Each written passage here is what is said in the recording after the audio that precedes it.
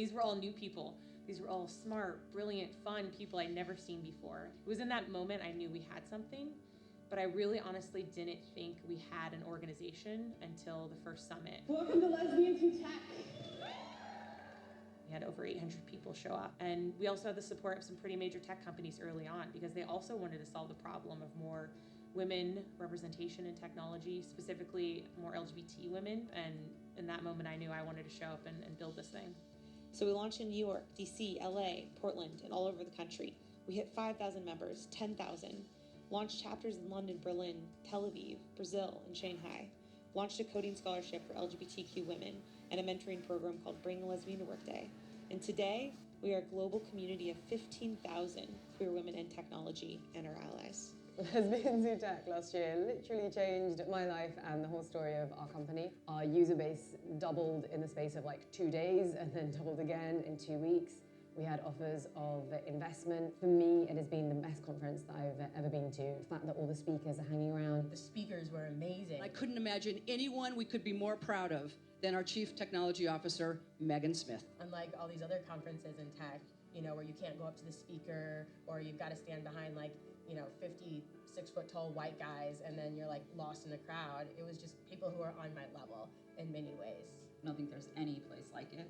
I think the X factor really has to do with you showing up though.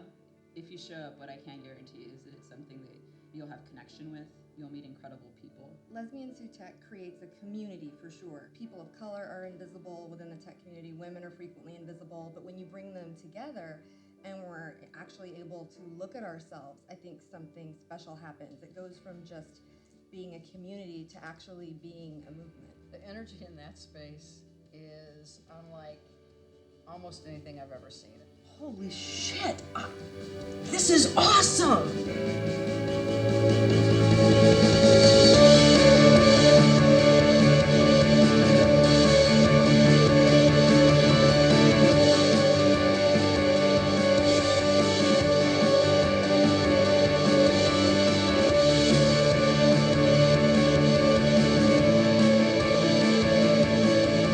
Welcome to Lesbians Who Tech.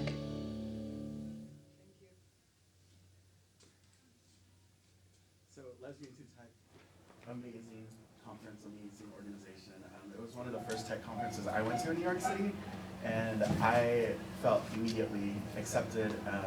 No judgment, no anything. Just a lot of really fantastic people in a room sharing amazing ideas and their lives in perspective. They brought their whole selves with them, and it really added a dynamic piece to the conference that you normally don't get at a tech conference, a traditional tech conference. And I had been in with New York Tech Meetup for almost a year at that point, and it took that long for me to feel like I had found a place I belong. And it really opened up some doors. That's where I met Maureen for the first time, and it really changed my perspective. So very happy that a community like that exists. Really quickly, I'm just going to tell you a little bit about the community that I manage. New York Tech Meetup. Have any of you heard of New York Tech Meetup? Awesome. It's a nonprofit organization that supports a sustainable and diverse community, tech community here in New York City. And we run the world's largest meetup group. Our meetup group is almost at 50,000. We're about 50 shy from reaching 50,000 members. So if you're not a member, please sign up and help us reach that goal. You can do so here at the meetup page. Every month we do a monthly event at Sterbaugh Auditorium. I bring 10 companies on stage to showcase their technology live with a live demo. Excuse me, Andy. We are live streaming. Use the mic. Oh, okay, awesome. Great. And the companies come up and showcase their technology live to an audience of about 800 people every month. It's a lot of fun. It's a 2-hour presentation piece, and then we move into a networking reception where you get to meet all of the demoers close up. They all have tables, you get to interact with them, and other entrepreneurs, professionals, everybody in the tech community. It's a really phenomenal event. So if you haven't been, I recommend that you go. If you have trouble getting tickets on New York on the meetup page, feel free to reach out. I can give you my card at the end of the presentation. And we launched this softly last year. It's our website. It's also a membership platform. So if you feel, once you go to New York Tech Meetup and you feel like you want to support it in the long run, we've added membership levels so that the community can help us support. And that is a great transition to talking about building community and what community means. Maureen? All right, just by a show of hands, so I understand. Are we sitting down for this? Okay, let's go ahead and do it. All right, so just by a show of hands, so I understand the people who are in this room, how many of you guys have startups in here? Huh? Okay. How many of you guys are working for a tech company? Awesome. All right, so just I'll share my journey real quickly as a startup founder and why community was really important for me. So about 5 years ago, I received a contract from Google to help them expand Street View technology. And, it's just like any other artist, right? So we received a contract and they're happy, but that's really when the work began, right? So for me, I was like, okay, great, but the celebration was just really short-lived because it meant that I had to do a lot. As a solo founder, I had to wear a hat of a marketer. I had to wear a hat of a salesperson. I had to wear a hat of the technician. There was so much, and I didn't have the direction that I needed. So, yes, I definitely did ask around, and I went ahead, but the people that were in my network at the time, they were supportive. And I found that the support wasn't what I needed. I really had to go outside of my immediate network to find that support, and that's where Lesbians Who Tech came to mind. So when I first heard about Lesbians Who Tech, I was like, wow, I didn't even know something like this exists, right? So these were other queer women who were definitely into technology like I was, and they were like leading tech companies. They were leading positions, high yield positions in tech companies. I was like, wow. Okay, great. So what I went out there, what I found was the most supportive company that fully embraced me, that fully welcomed me, and allowed me to see what successful women look like, right? Successful women that looked like me, and I was just really, really, really impressed. And so that allowed me to step up my game. So community is extremely important because it allows you to obviously build collaboration, work on interesting projects with folks that you might not expect to work on. Did you want to add more? Yeah, a little bit about my history. I came to tech from a very different perspective. I was working in the trade show and events industry, managing large tech conferences, Interop, Black Hat USA, GDC, those magnitude of conferences. And I moved to New York recently. I was tired of that job. I had been traveling nonstop for about 8 years and was getting over it.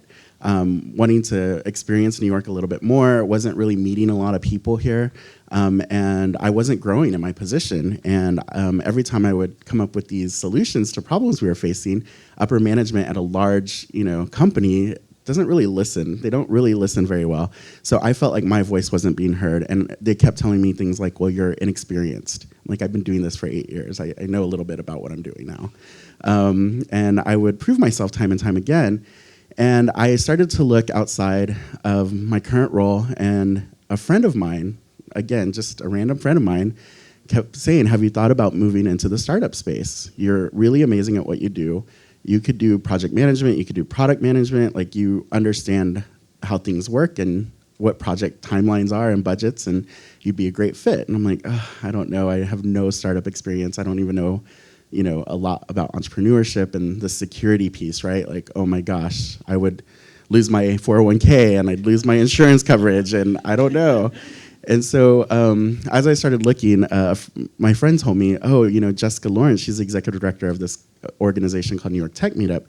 She's actually looking for an events director. So that might be a great way. You'd be perfect for it. I think you and her would be a great match. I'm like, I just don't know, but thank you. Thank you for the intro. I emailed her, we met for coffee, and it was instant. It was an instant connection. We clicked immediately. She was like, oh my gosh, you're the person I've been looking for. When can you start? And I was like, oh, this is for real. I have a job offer. And it was because of that community connection that I got that intro. And it changed my life. That one connection allowed me very quickly to jump into the startup community and the entrepreneurship community. And that first year was all learning. It was learning who the people were, what connections to make, what the organizations are. About 8 years and was getting over it.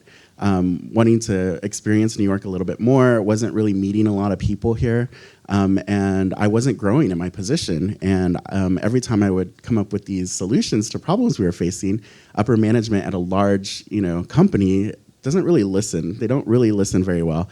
So I felt like my voice wasn't being heard, and they kept telling me things like, well, you're inexperienced. Like, I've been doing this for 8 years. I know a little bit about what I'm doing now. And I would prove myself time and time again. And I started to look outside of my current role, and a friend of mine, again, just a random friend of mine, kept saying, have you thought about moving into the startup space? You're really amazing at what you do. You could do project management, you could do product management, like you understand how things work and what project timelines are and budgets, and you'd be a great fit. And I'm like, I don't know, I have no startup experience. I don't even know, a lot about entrepreneurship and the security piece, right? Like, oh my gosh, I would lose my 401k and I'd lose my insurance coverage, and I don't know. And so as I started looking, my friend told me, oh, Jessica Lawrence, she's the executive director of this organization called New York Tech Meetup. She's actually looking for an events director. So that might be a great way. You'd be perfect for it. I think you and her would be a great match. I'm like, I just don't know, but thank you. Thank you for the intro. I emailed her, we met for coffee, and it was instant. It was an instant connection. We clicked immediately. She was like, oh my gosh, you're the person I've been looking for. When can you start? And I was like, oh, this is for real. I have a job offer. And it was because of that community connection that I got that intro. And it changed my life.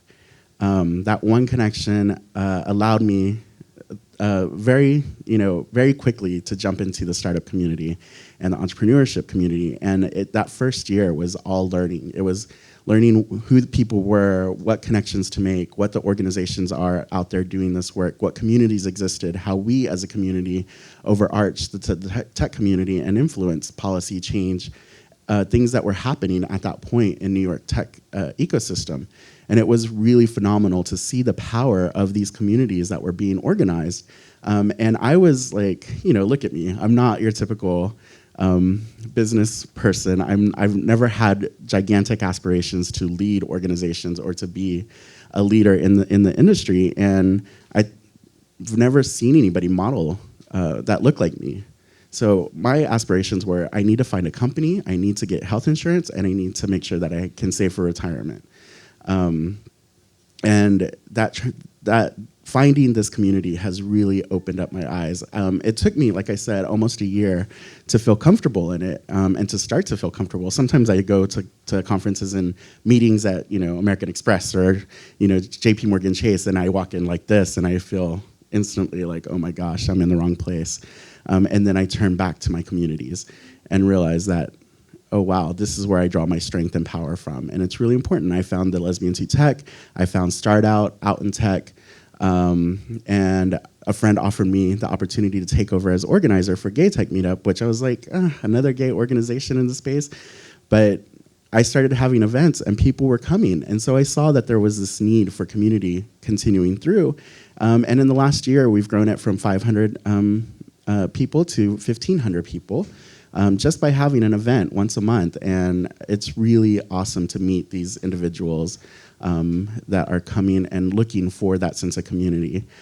So like Maureen said, the community is, you have different types of communities that you go into, but that's where you pull your knowledge and your strength from. I feel like finding where you feel at home is where you pull a lot of that strength from. So one thing that I definitely want to touch on would be the imposter syndrome. How many people here are familiar with the imposter syndrome? All right, who needs a definition on that? Okay, well, imposter syndrome is when you walk into a space, right? Particularly where you feel like everyone else knows what they're doing and you don't. So you feel like a fake, you feel like a fraud. Community is essential because it kind of allows you to see that maybe not everyone knows what the hell they're doing, right? And so you feel at ease by knowing that you can go in there. Everyone had a starting point. Right? Everyone felt like at some point, I don't know what the hell I'm doing, but what community does is says to you, like, it's okay, right? It's okay, let's kind of like build together. And by seeing that, it really made me comfortable. I mean, same thing with Andy. When I first got into the tech space, I was like, what am I doing? Like, do I even feel like I belong here? When I look around the room, I definitely see people who did not look like me, and I felt like they knew it all. And my goal was to catch up. Surely, I'm like, people bullshit, People bullshit a lot. Like, they walk around and act, and that's what you have to do. The whole idea is like, fake it till you make it. You literally take one idea, right, and just run with that idea. right? Be the best, know everything about that idea, and people will think you know what you're talking about, right? But just when you walk into a space and you feel like, wow, everybody knows what they're talking about, they don't. They don't. All right? And find your network and your community wherever you can. What I'm really realizing as the further I get in my, long I get in my career, is that I've had these community building skills since I was a child. Coming from a large Mexican family, really, I didn't realize how much that influences how much I like being around people and how inherently, you know, of a skill it is that I can go out and meet people and talk to people and organize large events because, you know, I was at my mom's side growing up, and that's the role she took. And so I learned a lot of that by modeling, and I'm translating a lot of that into my everyday work. Whenever I do an event now and we're looking for sponsorships, it's very similar to a Mexican wedding. I don't know if you've ever been, but we had, you know, like the community comes together to throw a wedding when it's time, and they pitch in $50 here and $100 here to make it all happen. And that's how I manage my events now. It's like, oh, I don't need, you know, 200,000 from one person. I can go to all these different companies and start, you know, 5,000 here, 10,000 here. And as long as you have enough people in that network willing to give, it's very much the Kickstarter model, right? Like, if only we had thought about that when we were, when it was starting. But it's totally, like, that culture really influenced how I manage and live my everyday life. And it's, you know, I'm 37 now, and I'm just now realizing that impact that it's had in my life going forward. One thing that I do want to mention is when you think about community, it's not just joining a community, right? It's like, how do you best utilize, or how do you take advantage of this community that you're in? And different ways to do that is to really be active, right? So you join, you become a member, let's say of Lesbians Who Tech, but how do you take it a step further? You know, you can maybe ask to volunteer and like maybe host an event, you know? And so what you want to do is put yourself in leadership positions within that community. That's really helpful because it allows people to come to you and say, hey, I want to be a part of it. I want to be involved. And it just, you know, it shows that you know what you're talking about. So when you join communities, don't just join them, like really stay active within the community. Let's open it up to questions. Does anybody have any questions about, you know, entering a community for the first time? Or just any curiosity? So I didn't even, I'm so grateful to even be I'm not a lesbian, but I'm like, can I come through too? Am I welcome? Right. I think the New York Tech Meetup didn't know about it because I have my own meetups, and I was like, I want to go to that, but I also want to support too because I have a lot of friends who are lesbian. I'm sure they don't know about that. And they're entrepreneurs and they're in the tech industry, and I'm like, I have to. Just so you guys know, I'm on Twitter and Facebook. Taking your pictures and putting up like, you guys need to know about this. You guys, and people are like responding back. So thank you for this. I'm so glad I came. Thank you, serious. It means a lot. And this is something I maybe should have like mentioned earlier. Just because it's Lesbians Who Tech doesn't mean that that's all you find in a community. I mean, we're welcoming of everyone. Like, you know, we want allies. I think overall our goal is just to like really represent underrepresented folks, right? And that includes women. That includes all LGBT folks. That includes people of color. Like anyone who feels like they're not represented enough. That's our goal. Like, we're women first, right? That's. Sorry. Sorry. We're women first, and that's what we're focused on. So thank you for bringing that up. Go ahead. I think the information that you're sharing in terms of being involved in the community is important. Can you go back and talk about starting one? What tips do you have in terms of doing that? Yeah, start small. It just takes two people to make a community. And when New York Tech Meetup started, it was Scott Heiferman, the founder of Meetup.com, and he was building technology in New York at a time where there was not a lot of founders doing that kind of thing in New York. And he just put out a call to his network, and he got 5 people in a room the first time, and then he got 10 people in the room the first time. Now it's 50,000 people community with a meetup that constantly draws 800 individuals on a monthly basis. And so it's little bits at a time. Just pick a regular time and meet. But it does have to be regular, and it does have to be as often as you can manage. Don't bite off too much more than you can chew, but definitely if it's not regular, then you lose momentum. So I definitely agree, start small, right? And also think about why you wanted to start this community, right? What does it mean to you? Are you gonna like pursue it after, let's say you have a stump? You know, is it something that you're so passionate about? And you have to think about the environment that you want to start it in. You know, when I asked the question earlier, how many people had a startup and how many people work within tech organizations? If you find that there's a community that doesn't have a voice or a section or a demographic that doesn't have a voice within your organization, that's where you step up and say, you know what, we need to have a culture for, let's say, you know, Black women. You know, and so that's what's going to drive you to do so, right? But definitely start small. And, you know, same thing with Lesbians Who Tech. It started as just a happy hour event. Now it's global. Now there's thousands, and people didn't even realize that we were out there, you know? But start small, really have your story defined. Like, why do you want to do this? Connect with a few folks.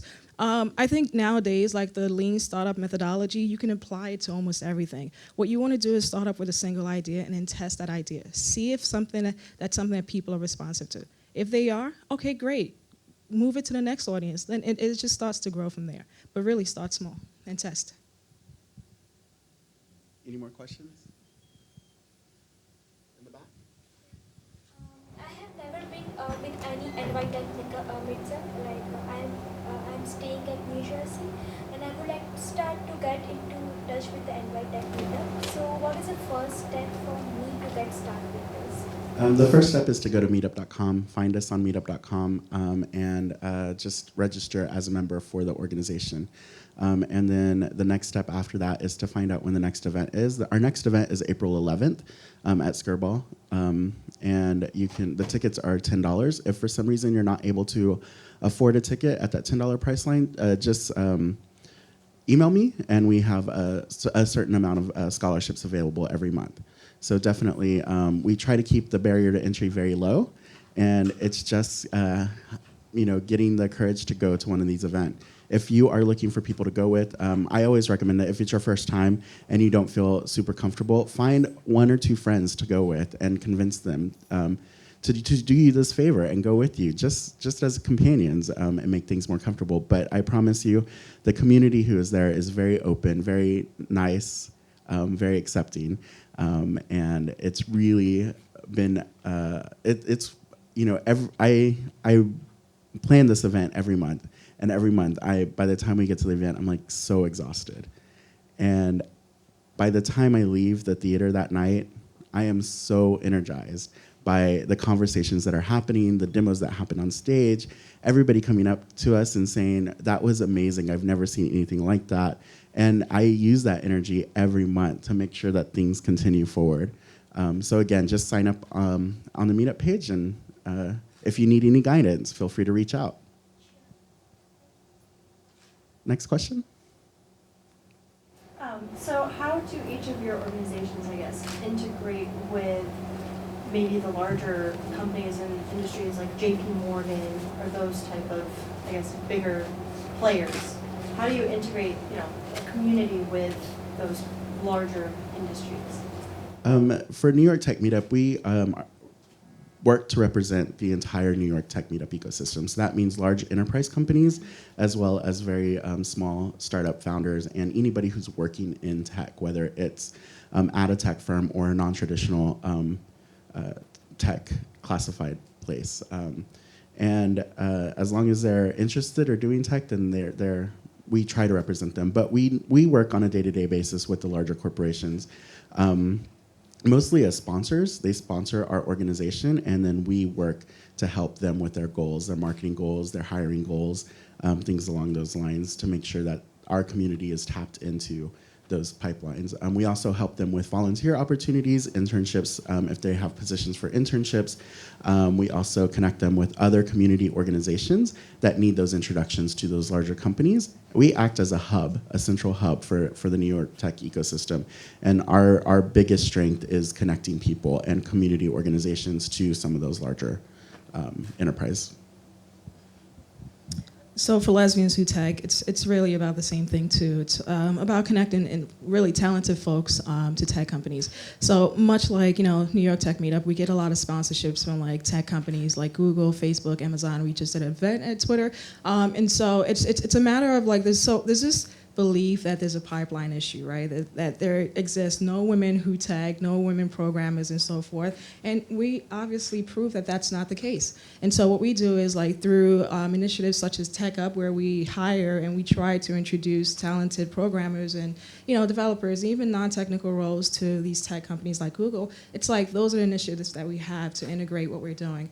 And so knowing that we're focused on diversity, tech companies or large tech companies come to us to solve that problem as well for them, right? And they put their money where their mouth is by sponsoring the events. What better way to show that you're committed to diversity than sponsoring events that draw the folks that you think don't exist?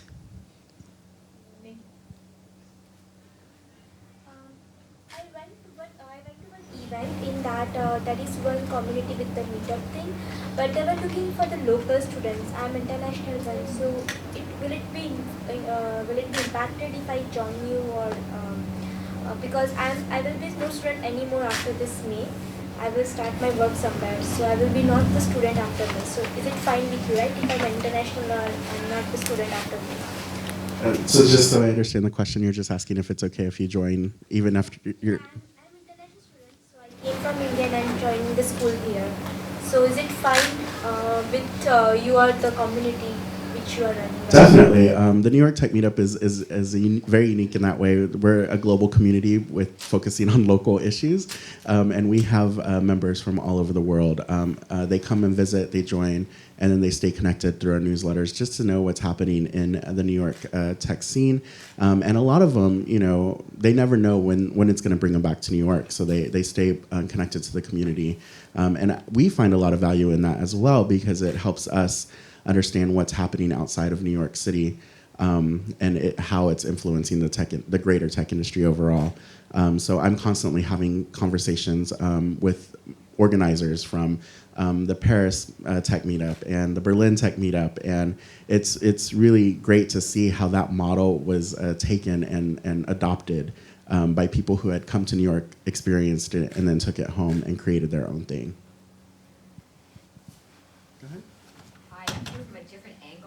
Stanford University, so I'm not entrepreneur or company right now, though I work with a lot of companies, big and small.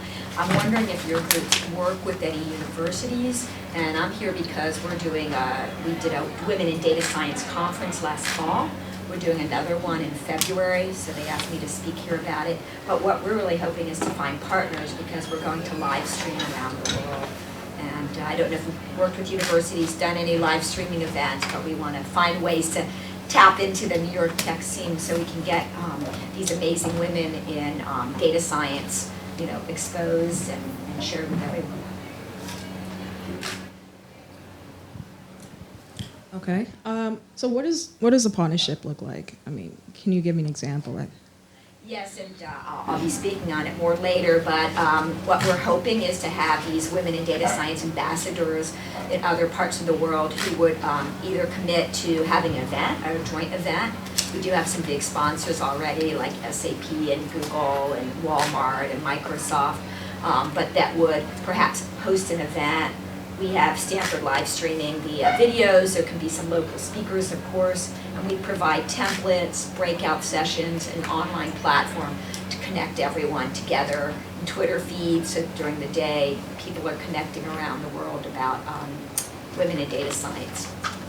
I think for us, we're always open to partnerships. Obviously, the goal is just to, connect and just collaborate and, get the word out about both the organizations. So I've spoken on behalf of Lesbians Who Tech, different universities, Carnegie Mellon, different programs, organizations out in STEM where it was mainly students that were in technology. So yeah, I'm more than happy to connect with you and talk later more about that. Thank you. Same with me. We partner with a lot of different events and organizations that are coming to New York or trying to reach the New York market. We have a bi-weekly newsletter that is free to list in. So if anybody is ever having a community event from a small meetup group to a large conference, it's free to put it, and as long as it deals with technology, then it's free to add it to our newsletter through our website, nytm.org/events, and then it gets automatically included in the newsletter.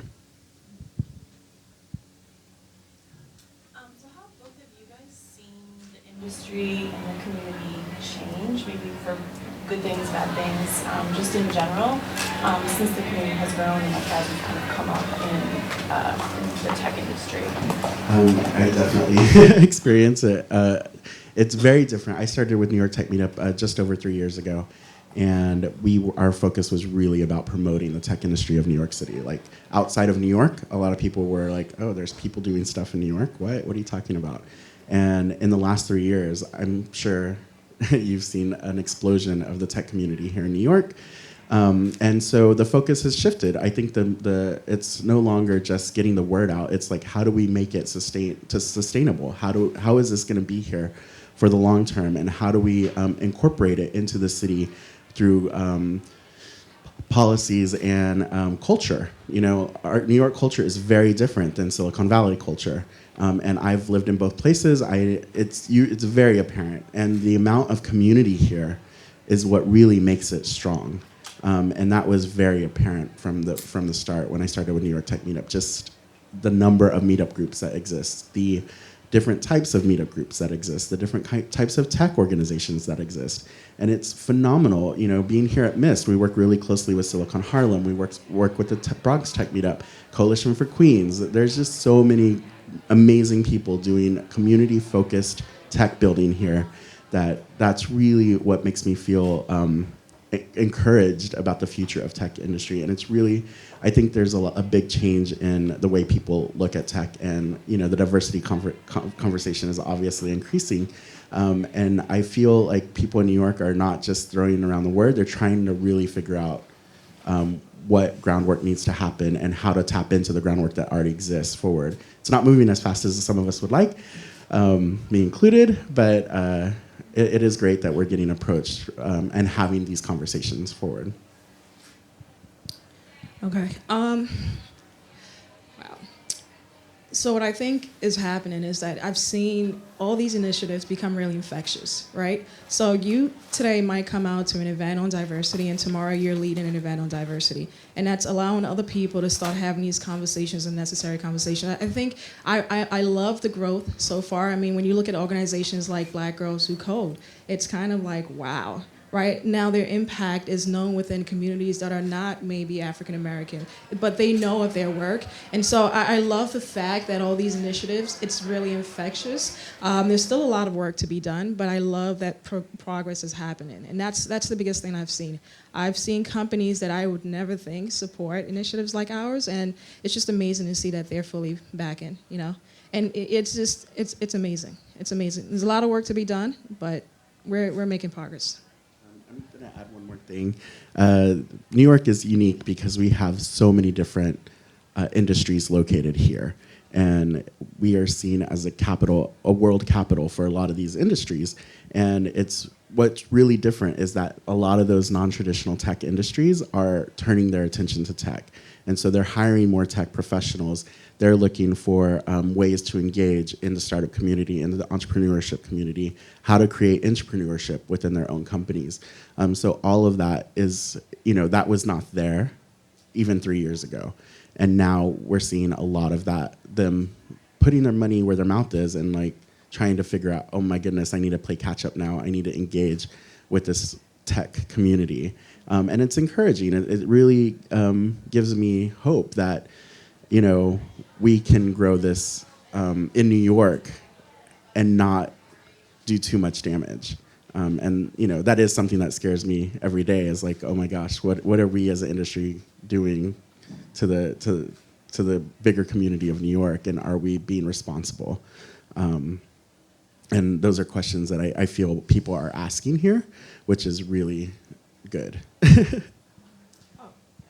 Just to add one more thing to that as well, I think what I'm seeing are folks that are building like really unique products out of need, right? These are folks where it's like, okay, as an African woman of color, why do I expect someone to maybe build or develop a hair care line, that's fused by tech? That's, it's kind of like we're seeing folks that are taking the initiative to build and find solutions within a tech space that you would not expect to do so. So that's what I love seeing now. So I'm literally watching projects happen, like ideas come about, collaborations happen, and it's from the unlikeliest places. And it's just good to see that progress. So. I guess we can take one more question and then we'll end the conversation. Go ahead. I'll be quick. So I'm a technical recruiter at American Express, and Andy, I'm sorry you felt uncomfortable when you were there, but everybody wears jeans and t-shirts from our end. So well, last time I was there was, to be fair, 3 years ago. So. Okay, well, it's completely changed. But from a recruiting standpoint, what advice do you have for me as a recruiter while attending these events? And again, whenever I go to events, I go to New Jersey Tech Meetups a lot, and I'm never the annoying recruiter just to fill bodies. What advice do you have for me, from that standpoint? I would say leave your recruiter hat at the door and be part of the community. That's advice that I give to a lot of my corporate sponsors when they start coming to our events. I'm like, people understand that you're from a large company and that there is potential there. You don't have to tell them that. And if once you tell them you're a recruiter for American Express, they're gonna know that you're a good person to know if they're ever looking for a job. What doesn't happen a lot of times is recruiters don't go in and want to become part of that community. And that's really when they found their most valuable employees, is when people who are going to these events actually engage in the events, actually become part of the community, actually start fostering those long-term relationships. It's a long-term vision. You're not gonna hire 6 recruits that day, but if you keep coming to these events, by the end of the year, you'll have 5 amazing recruits that you've found just from having different conversations and networking conversations. So my biggest piece of advice is be part of that community. Thank you. All right. Well, thank you so much, everyone, for coming and listening to us. If you have any questions or would like to follow up with me, my email is andy@nytm.org. I have business cards that I can hand out to you, or you can follow me on Twitter. My Twitter is Cholo Couture.